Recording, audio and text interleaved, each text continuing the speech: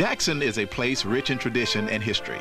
Today, history will be made in Jackson when the top American cyclists fight for one spot on the Olympic cycling team. And the competition will be fierce with all of America's best professional cyclists at the start line. For at today's end, only the winner will be selected for the Olympic team. And now, the 2000 Olympic Road Cycling Trials live exclusively here on WLBT.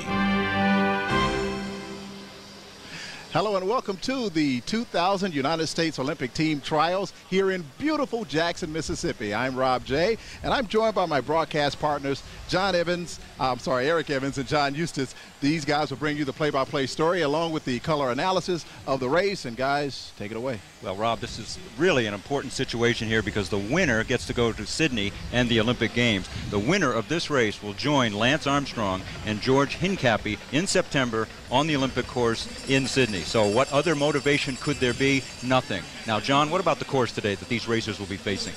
Well, it's a challenging course. There are 17 laps that lead up to 138 miles. That's a long distance in anybody's bike racing mind. You've got a tremendous field of riders. The U.S. Postal Service looking to complete the team on the Olympic roster, but you've got Mercury and Saturn as well as the rest of the field out to get this Olympic berth today. Going to be a tough one. John, who do you see as the winner? Difficult one to see, but look for someone from Mercury. Chris Horner, with a lot of pressure on him, wants to get on the Olympic team that many thought he was cheated of in 1996. Of course, we will provide you coverage throughout the race and throughout the course. On the course right now, it's Wilson Stribling and Tiffany Wright. They will be providing us with all kind of analysis on the course. So let's go to Tiffany right now. Tiff? Well, thanks, Rob. You know, there's more to a bike race than just bicycles and riders. And today, like you said, I'll be all throughout the course pointing out some points of interest for the riders, and I will definitely make a stop at that all-important, crucial feed zone. Right now, let's go to Wilson Stribling.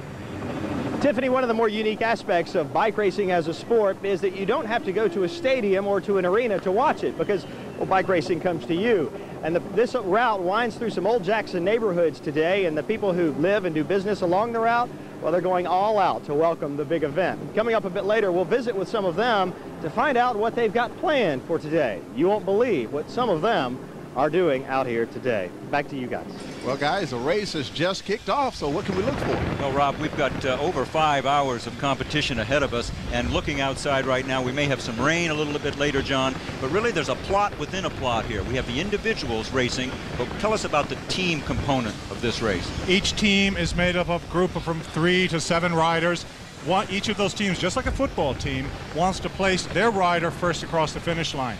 Now, which rider do you choose within your team to get on that Olympic berth? That's a subject of a lot of discussion and sometimes quite a bit of intrigue within the teams themselves.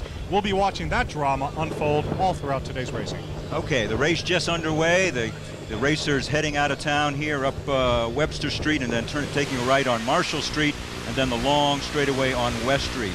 17 laps, 8 miles each. 137 miles, and John, I don't think there's a longer road race on the entire professional road racing circuit. Only one that would be in Philadelphia, the United States Professional Championship, but this is certainly an unprecedented length for a race, and it has been designed specifically to mirror the distance of the Sydney road race. This course is similar to Sydney, the conditions are similar, the distance is similar, and we are going to have a worthy winner today, one that will really hold up the American flag come September. Now, John, you've looked at the course. Any particularly difficult spots that you can tell us about? Well, there's about 8,000 feet of total climbing throughout the length of the entire day, and that will wear and tear on the riders. Now, there are a lot of turns. The riders will be throwing themselves in and out of over 170 turns over the period of the day. That means putting on the brakes, slowing down, going through the turn, and then sprinting out of the saddle and accelerating back up. Now, over the length of 6 hours, 5.5, 6 hours, that really does wear to you. What you're going to see today is a very tactical race, a team-controlled race. You're going to see a lot of breakaways, like we're seeing right here, Skip Menard, a young rider trying to make his name in their early goings of a prestigious race like this one. Going back and forth. We won't know what's going to really happen to the last hour, but every bit of action that happens in this event is crucial to the final standings. And it should be noted that each of these racers is in radio contact with the team leader. You'll often see some radio headsets in their ears, taped, of course, to be aerodynamic, but in constant communication as to where they stand and what the tactics will be as the race unfolds. Behind this field of bike riders is an entirely different field, that of automobiles. And within each of those automobiles is the team director. That director is basically, it's like a dugout on wheels. They sit there, they have radio contact with their riders, and they give orders. They'll say, okay, number 56 up in front, Skip Menard, we don't want him to get away. Go to the front, boys, and chase. And the riders will go to the front, bring the speed back up, and bear down on this rider, bring him back in the fold, and start to reshuffle the deck of cards, as we say. Earlier this week, John, we had the time trial event, and what are some of the differences between the time trial and the road race? Two completely different events. The time trial is, as the French call it, the race of truth. It's one rider alone against the watch in a test to see what that rider's actual strength is. It's a shorter distance. It's only 25 miles, 40 kilometers, so generally somewhere around 50 to 55 minutes of effort. And it's a very specific sort of effort, whereas a road race is 100 to 155 in this case. Riders starting together, drafting comes into play, teamwork comes into play. It's a completely different animal.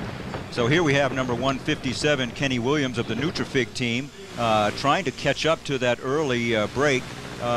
What's going through his mind at this point? These two riders are riders from smaller teams. Not a lot of team support, perhaps not a great international racing program. What they are hoping to do is to get away. They're hoping to get away from the big dogs. And the big dogs, that would be the Mercury and the Saturns and the Postal Service, will say, well, who are these guys? We don't care. We're going to let them go. And we're going to let them go. And these two riders are really going to hope to be able to stay away and maybe get a few hours of glory out in front. Now you see sort of a leisurely pace at this point, John. What's a Frankie Andreo or a Frank McCormick thinking at this point? They're thinking, I've got to wait until the crucial moments of this bike race. I'm a protected rider. I have a chance to win this bike race, so I'm not going to use up my resources in an early effort against the wind, as Menard and his co-companion in the breakaway are doing. They're saving themselves for the crucial parts, crucial tactical parts of the race, and their teammates are there to ensure that they are protected within the field and are fresh for the crucial tactical moments. Okay, we appreciate that, and we will be back with more. So this is the U.S. Olympic Team Trials, sponsored by... We'll be back in just a moment.